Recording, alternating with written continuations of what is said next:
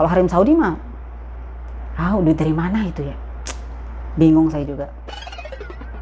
Jadi emang ya harem yang penggila belanja nih, kayak negara salah satunya nih Arab Saudi, Qatar, Emirat.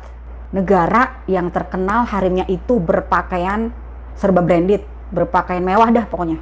Ya pantesan aja ya negaranya kayak minyak. Pantesan aja haremnya pada gila belanja. Kok Mama Ruby tahu sih? Iya teman-teman, karena itu ada datanya ternyata. Jadi data itu tuh berasal dari hasil survei spesialis barang-barang mewah di Timur Tengah.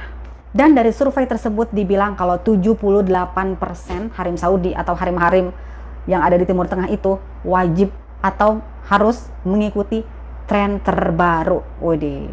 Jadi kalau misalnya ada artis pakaiannya ini, mereka ngikutin. Kalau misalnya artis sepatunya ini, mereka beli gitu.